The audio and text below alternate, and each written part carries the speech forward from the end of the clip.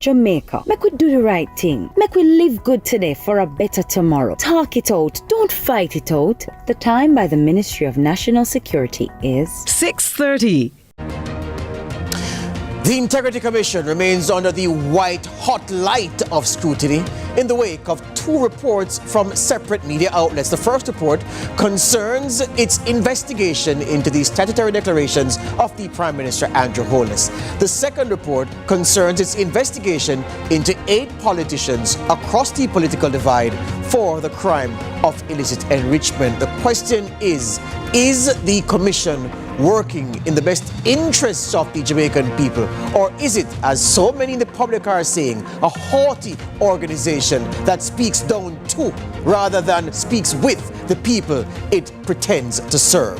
That's the issue today on Lead Story. Let's start the show.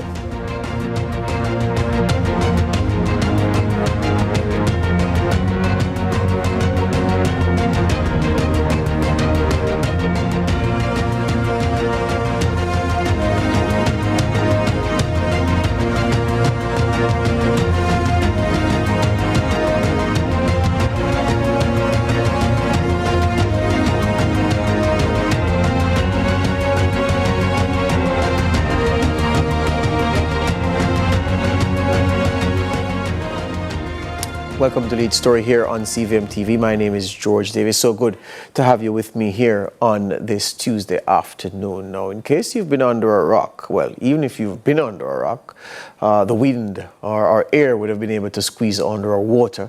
And in those elements, you'd have been able to hear that the Integrity Commission is the subject of much discussion and has been since about 5 p.m. yesterday when news emerged of what is in the report, that special investigative report that it has prepared into the statutory declarations of the Prime Minister Andrew Holness. The report suggests that the Director of Investigations did make a recommendation to the Director of Corruption Prosecutions that the Prime Minister be charged with failing to declare his interest in 4 bank accounts.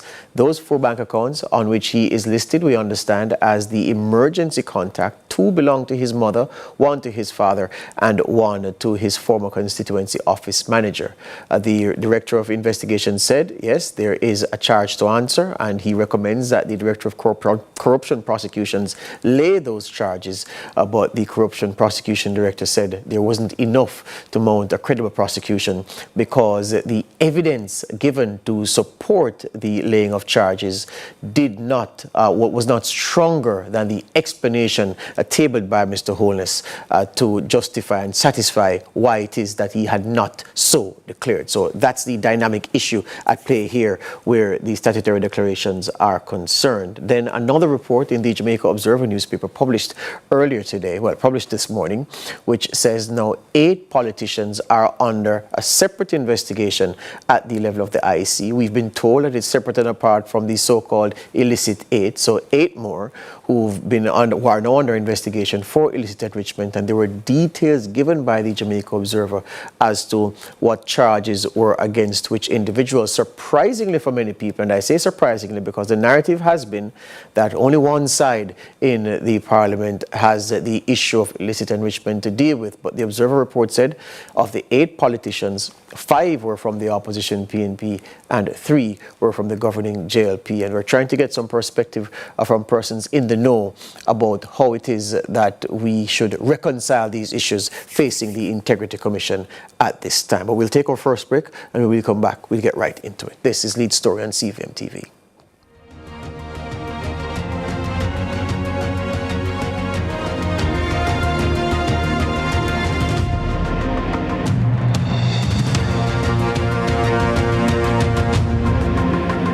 Rise and shine and start your day with the Wealthy Club's Power Hour.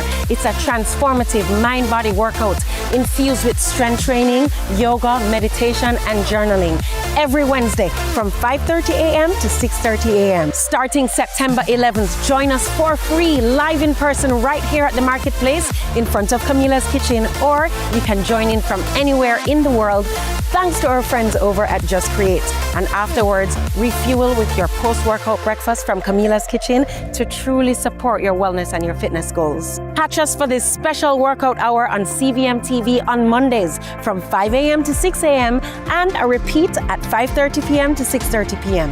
WellFit Wednesdays starting September 11th at 5:30 to 6:30 a.m. right here at the Marketplace. See you there. So Ray said.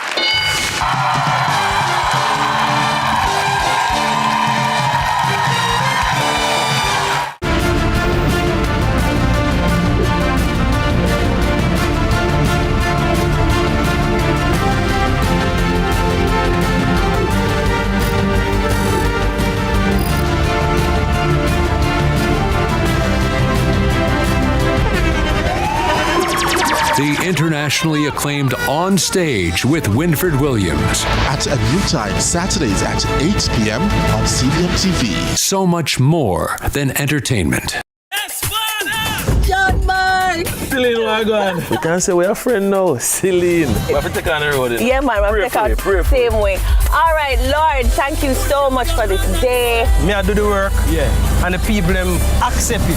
Clarendon, Mandeville. But now we get to go into the inner city of Kingston. I can't wait to learn more as we go across Jamaica into different churches to understand what they do. What's your story? What's your sign? We're dreamers. Don't care what other people say. We're doing this in our own way. We come alive.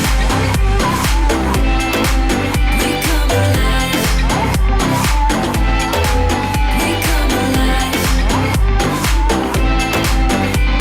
We're doing this in our own way. We come alive.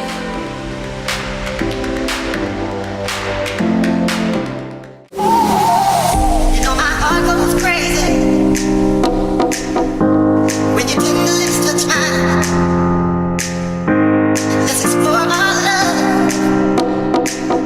We'll leave the world behind. Can you feel this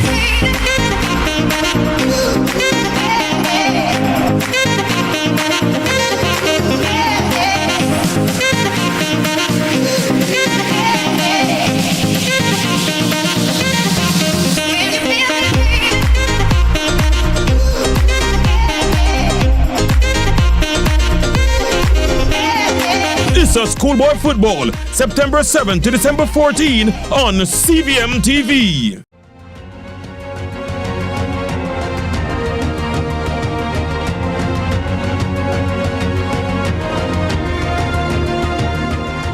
Welcome back to Lead Story here on CVM TV. So we have prepared a package for you just to give you an overview of the situation as it stands now regarding the IC and that very, very important investigative report into the statutory declarations of the Prime Minister, which are now 3 years running without being certified by the Commission. Let's take this package. Rumors and accusations all around, with some journalists working overtime to get the scoop on the latest reports from the Integrity Commission. In the height of the political season, the IC reports have garnered high anticipation as the political vultures circle to potentially find a stench of wrongdoings to weaponize against opponents. The Prime Minister for years has been the subject of criticism over his uncertified statutory declarations is again in the spotlight, with one media house reporting that the IC recommended the Prime Minister to be charged for failure to declare sums in personal bank accounts of his parents and his former constituency of his manager. That the Director of Corruption Prosecution dismissed the recommendation due to lack of evidence. The saga continues with another media house reporting that 8 politicians were reported to the Commission for illicit enrichment. Sounds familiar? Well, the PMP coined the term the illicit 6 to refer to the 6 MPs said to be investigated by the IC in a 2022 annual report, with another 2 being named this year to be under investigation. But the media house is reporting that 5 of the politicians reported for illicit enrichment are from the opposition party. Shocking twist for the PMP, who is anticipating a carnival of excitement as comrades converge on the National Stadium for what is expected to be the last conference before the election. The party president is adamant that his side is clean. In summary, his response: I wish to address an article published by the Jamaica Observer today, which is filled with speculation, innuendo, and unfounded allegations. As leader of the opposition, I directly consulted with all sitting members of parliament and senators of the People's National Party. And in these discussions, every parliamentarian from the PNP has confirmed to me that they are not aware of being investigated by the Integrity Commission for illicit enrichment. The Prime Minister is also commenting on the release of the alleged findings from the report. I'm concerned about leaks, very much so. Concerned to the point where members of the opposition could say with definitive certainty when the report was going to be tabled and what was the content of the report. I am very concerned. The Prime Minister concerned, the opposition leader on the defense. So how did the IC report, which both political parties thought would have been an explosive weapon in the political arsenal, ended up becoming a carpet bombing even before the report was officially tabled? So what are the implications of these leaks, rumors, and reports? We discuss on Lead Story. Thank you, Jonathan. So here's the thing. The Integrity Commission is a noble organization. The Integrity Commission is an organization that the country needs. The way the structure of the organization is written on paper accords with the best corporate layouts that you would expect an organization playing this role to have. So it is structurally sound, is the point I'm trying to make. The people who staff the Integrity Commission, about 159 the staff complement based on the most recent annual report. Good people, of course, honest men and women working, most of them in the investigation department. Second to the investigation department in terms of staff size would be those people who work in corporate services, and then you have others on the organizational chart. Honest men and women, to a man, to a woman, at the Integrity Commission. The problem seems to lie at the leadership of the Integrity Commission and how the leadership of the Commission views its job, views its role. Firstly, for an organization that has the awesome responsibilities that the Commission does to hold our political leaders to account, to red flag corruption when they find it, not only to red flag corruption, but to proceed with prosecuting acts of corruption where they emerge.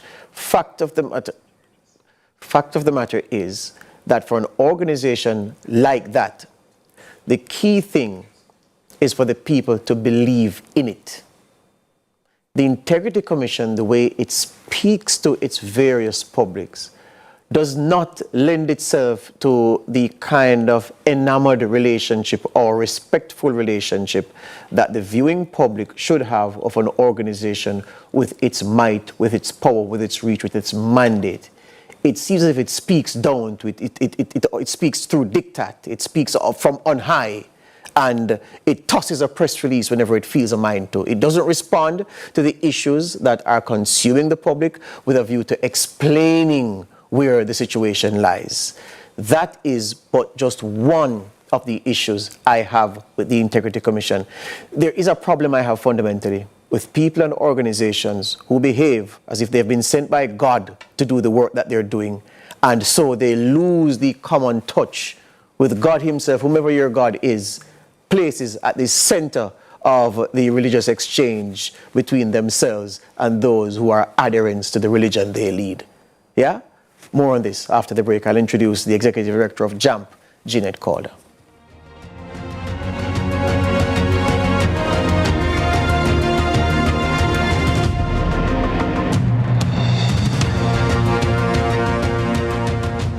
Look who we have in the cut. No, today episode I got nice.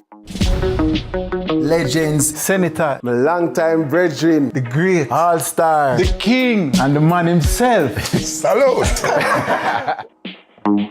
You know, as man, we're not too go as specialist, and that's the pinnacle of the problem. We want some new era. Do what you love and you never work a day in your life. Lie! You work till a week. It was pandemonium. Country people can relate to me I talk about. What you think about me no matter, you know. What matter to me is what me think about myself. Man United, you know. I don't care what man want to say. You know, man. Yeah, man. You know, man. You finished? Yes, we finished.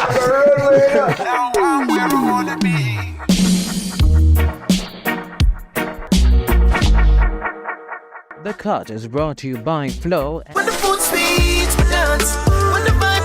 The time by Grace. Taste that moves you is 6:45.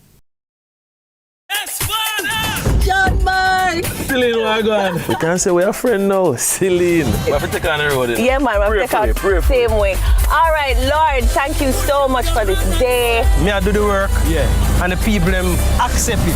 Clarendon, Mandeville. But now we get to go into the inner city of Kingston. I can't wait to learn more as we go across Jamaica into different churches to understand what they do. So crazy.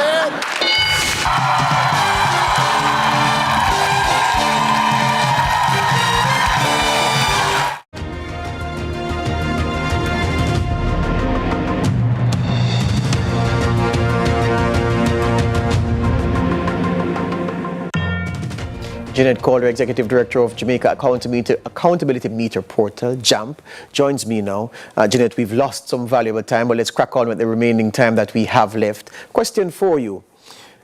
Where the Integrity Commission is concerned, do you believe that the organization has suffered by virtue of being weaponized by political actors looking to fling mud at their rivals across the political divide?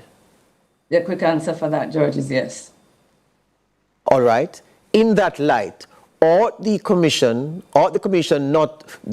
not have the responsibility to, in light of this and in a very competitive democracy, a small one, step in to say the kind of things that will prepare a public to listen to it and only it, where its pursuit of investigations are concerned?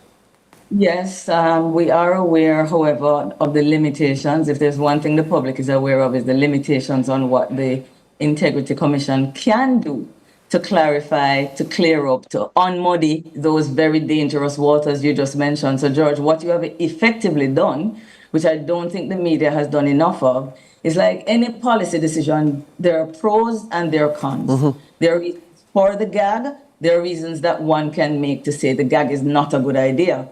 And I think in this case, it makes it difficult when in the course of an investigation, the weaponizing is going on for the Integrity Commission to be able to clear the waters. This is one instance where I think the gag makes it almost impossible for them to do.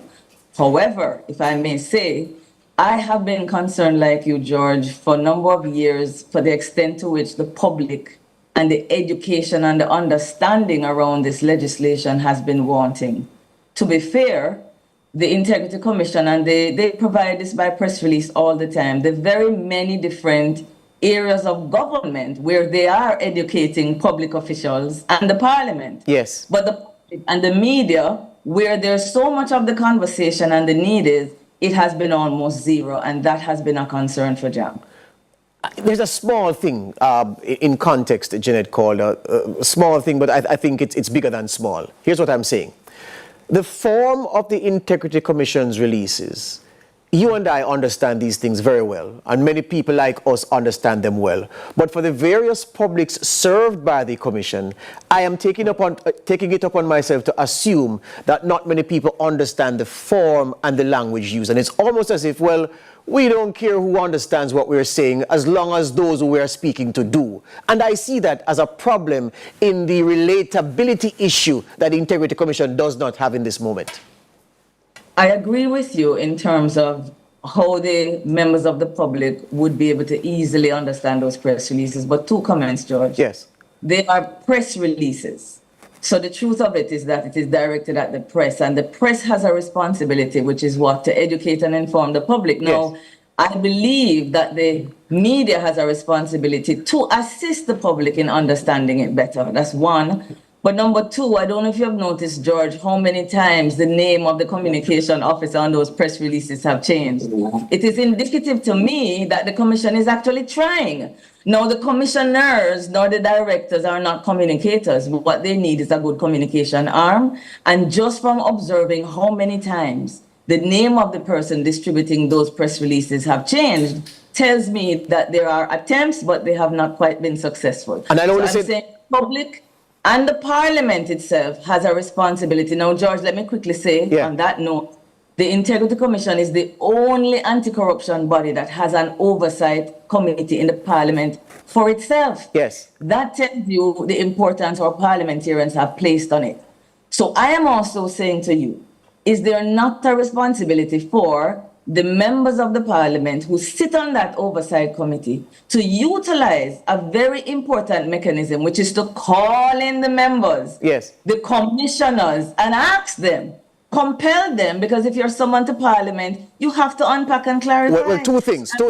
I'm not laying, therefore, the responsibility solely at the feet of the Integrity Commission. Two things. One, there was a very high-profile instance some months ago when the commissioners were asked to appear and they did not. Well, one. There you go. Did not appear. Good. One. But the question, George, is there are commissioners. So my question is, invite the commissioners. And if one can't make it, we have 4 more. So I'm still saying we have to put that responsibility squarely at the feet of the media, the Integrity Commission, and the Parliament if the public is not being served. And the second thing, these days in 2024, when you can stay in the comfort of your house, Jeanette, and call your friend at the International Space Station, FaceTime, and talk to them real time, that's how interconnected we are. The descriptor press release has evolved from what it was when we were children, because back then a press release is what you send to the press for dissemination and simplification. These days, you do your press release. Many times press releases aren't even sent to the media. They're sent to Twitter, to Instagram, to TikTok, wherever, for the public to consume at first point of interaction. So the point about the way the communication is written is a serious problem just the same. The point is well made. And so I agree with you. I'm just saying it is not squarely at the foot of the Integrity Commission, who is obviously trying to resolve that problem. Accepted. And here's this thing now. You understand very well how media works. You understand how media works not just in this country, but in other jurisdictions, because you've seen it, you've read it, you've experienced it. Is there a place for leaks to a media house in a healthy democracy, regardless of its size? I would say to you, in an instance when there is, well, you would have to guide me on the ethics of it, but I've always felt, George, personally, you started by saying, Jeanette, you understand how the media works, and one way in which it works is that the media contacts me whenever there's something they would like me to comment on. I've never called the media. So for those who often complain about Jam cherry picking what it speaks on, I respond when the media, I had to say that, George. I respond when the media calls. Now, many times, the very media host who has leaked this particular matter have called in the past. So this is not the first, second, or the third. And I've always said to the producer who calls, JAMP is about accountability, particularly around what? Adhering to government rules, procedures, and protocols. And I've always said, folks, it seems almost hypocritical for me to come and comment on a report where there is a breach of government protocol, rules, and procedures. So for JAMP, my policy and our internal policy is that we do not comment until it is before the House. So that's one. Number two, can there be an instance when it serves the public? I am not so sure I would agree about a report that is intended for the Parliament. So for example, this tends to happen with Auditor General's reports in the past. Now, there is nothing in the legislation, specifically the Financial Administration and Audit Act, which addresses the roles and responsibilities of the Auditor General. There's nothing there to make it punishable by law if a media house were to prematurely leak a report. However, in the case of the Integrity Commissions, our parliamentarians have exercised the wisdom where it is illegal and it is unlawful. I am coming down on the side that in this instance, I do not believe it was healthy. I don't believe it was in the interest of the people of Jamaica. And here is why I say that, George. Yes. This leak is not about information that would not see the light of day if not for this leak. Now, I understand when a media person, a media and a journalist does that because it ain't going to come out unless we say something. But we are talking about a report that we've waited 3 years on, that in another, 10 days? And I believe the atmosphere now is that this has stoked an atmosphere of and a narrative that has not been good for the Integrity Commission, for the parliamentarians, or for the media house that revealed the leak. So nobody wins in this instance. Well, I say to you that you should get your passport and the title for your house ready to bail a certain journalist you know. Yeah, I might be locked up in a day or two, but I say this to you.